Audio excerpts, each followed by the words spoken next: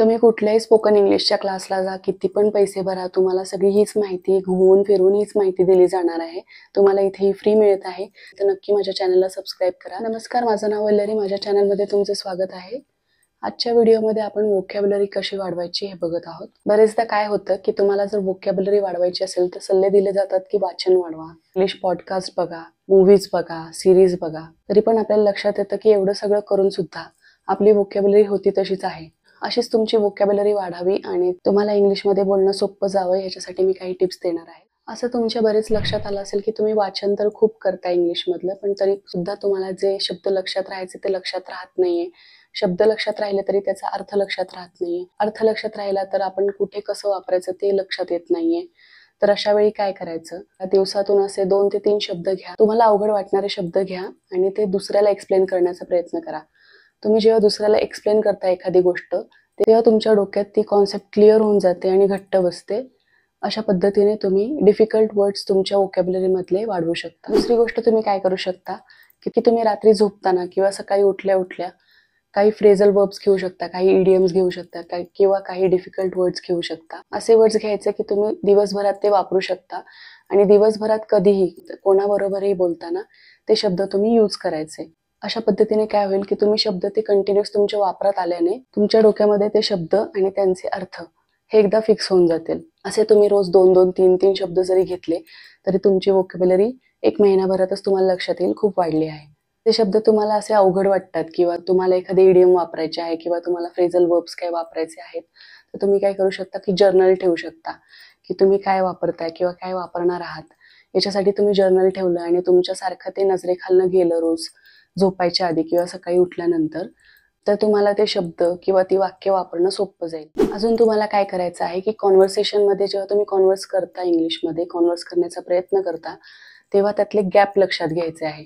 Gap लक्षात घ्यायचे म्हणजे काय? तुम्हाला असं लक्षात घ्यायचं आहे की तुम्हाला नक्की तुम्ही कुठे कमी पडता, की तुम्हाला नक्की वर्ब्स, त्यांचे पास्ट पार्टिसिपल्स, त्यांचा पास्ट टेन्स हे अवघड पडते. तुम्हाला नक्की तुम्ही कुठे कमी पडताय हे लक्षात आलं की तुम्ही त्या गोष्टीवरती तुम्ही वर्क करू शकता. फॉर एक्झाम्पल, जर तुम्ही वर्ब आणि त्यांचे पास्ट पार्टिसिपल किंवा पास्ट टेन्स तुम्हाला माहित नसेल, तर तुम्ही वर्ब्स आणि वर्ब्सचे पास्ट पार्टिसिपल्स आणि पास्ट टेन्सचा तुम्ही अभ्यास करू शकता आणि तशा पद्धतीने तुम्ही कॉन्व्हर्सेशनमध्ये ते वर्ब्स एकदा तुम्हाला कळलं की कुठलं वर्ब वापरायचं आहे, की तुम्ही तसं तुम्ही ते वापरू शकता. अजून व्होकॅब्युलरी वाढवण्यासाठी तुम्ही काय करू शकता की मोबाईलमध्ये गेम्स खेळू शकता, वर्ड गेम्स, की ज्याच्यामध्ये तुम्हाला वर्ड्स फॉर्म करायचे असतील नवीन नवीन. तुमच्या नजरेखालून असे नवीन वर्ड्स केले की तुमच्या पण डोक्यामध्ये ते हळूहळू बसायला लागतात. तुम्ही अर्थ बघितला की तुम्हाला अर्थ कळला की तुम्ही ते डे टू डे लाईफमध्ये तसे वर्ड्स वापरू शकता. परत व्होकॅब्युलरी वाढवायची तर मी स्वतःचा एक्सपिरियन्स सांगते. मी काय करायचे, मला जेव्हा एखादा नवीन वर्ड सापडायचा की नवीन वर्ड मी बघितलाय, तर मी त्याचा एकतर अर्थ बघून घ्यायचे, तो इंग्लिशमध्ये कसं वापरतात त्याचे एक्झाम्पल बघायचे आणि मग मी ते स्वतः कसं वापरू शकते ह्याची मी वाक्य तयार करून बघायचे मनातल्या मनात किंवा मी लिहून काढायचे. त्यामुळे माझी व्होकॅब्युलरी हळूहळू वाढत गेली. अशा पद्धतीने तुम्ही पण करू शकता की तुम्हाला एखाद्या नजरेखालून नवीन वर्ड गेला तर तुम्ही त्याचा अर्थ बघून तो कसा वापरायचा असतो, ते नक्की वर्ब आहे, ॲडजेक्टिव्ह आहे, ॲडव्हर्ब आहे, ते बघून ते वाक्यामध्ये कसं वापरायचं हे एकदा तुम्ही स्वतः एक्झाम्पल बघायचं आणि स्वतः ते एक्झाम्पल फॉर्म करण्याचा प्रयत्न करायचा. वेगळं एक्झाम्पल जे दिलेलं आहे तेच एक्झाम्पल घोकायचं नाही, तेच पाठ करायचं नाही, तसंच वापरायचं नाही. तुम्ही स्वतःचं वाक्य तयार करायचं तो वर्ड वापरून. म्हणजे मला इंग्लिश बोलणं सोपं जाईल याने. म्हणजे याने तुम्ही हळूहळू इंग्लिश बोलण्यामध्ये, व्होकॅब्युलरी वापरण्यामध्ये एक्सपर्ट होत जाताल आणि एकदा तुमच्या मनामध्ये ते वर्डचं कन्फ्युजन तुमचं दूर झालं की तुम्ही तो वर्ड डे टू डे लाईफमध्ये इझिली वापरू शकता. आणि अशा पद्धतीने काय होतं की तुमच्या पॅसिव्ह मेमरीमध्ये कुठेतरी तो वर्ड तुमचा जतन केला जातो. जेव्हा वेळ येते तेव्हा तुम्ही तो पटकन वर्ड वापरू शकता. आता जेव्हा व्होकॅब्युलरी वाढवण्याचा प्रश्न येतो तेव्हा बरेच जण हेच सांगतात तुम्हाला की तुम्ही रेग्युलर वाचन करा, इंग्लिश तुमच्या वाचनात असलं पाहिजे, तुम्ही इंग्लिश पॉडकास्ट बघा, तुम्ही टीव्हीवरती इंग्लिश सिरीज बघा, मोबाईलवरती बघा, तुम्ही इंग्लिश इंटरव्ह्यूज ऐका, तुम्ही इंग्लिश न्यूज बघा, हे तर तुम्हाला सांगितलं जातं.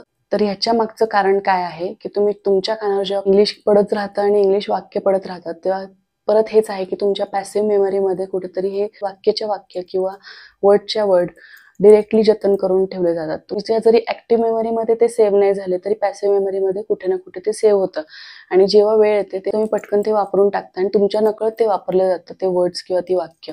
त्यामुळे कंटिन्युअस तुमच्या कानावर इंग्लिश पडणं किंवा कंटिन्युअस तुम्ही इंग्लिशशी संबंधित गोष्टी बघणं महत्त्वाचं आहे. तुमच्या पॅसिव्ह मेमरीमध्ये तर भरपूर गोष्टी साठून गेलेल्या असतील इंग्लिशमधल्या, तर तुम्हाला काय करायचंय, रोज फक्त ह्या गोष्टी तुम्हाला परत परत तुमच्या वापरण्यात हे वर्ड्स किंवा ही वाक्य यायला पाहिजे.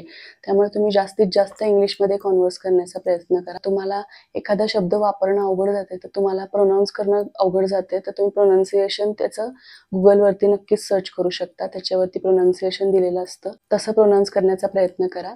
इव्हन तुम्ही जेव्हा सीरीज बघता किंवा न्यूज चॅनल बघता, तेव्हा ते कसे प्रोनाऊन्स करतात एखादं वर्ड त्याच्याकडे लक्ष द्या आणि तसंच प्रोनाऊन्स करण्याचा प्रयत्न करा.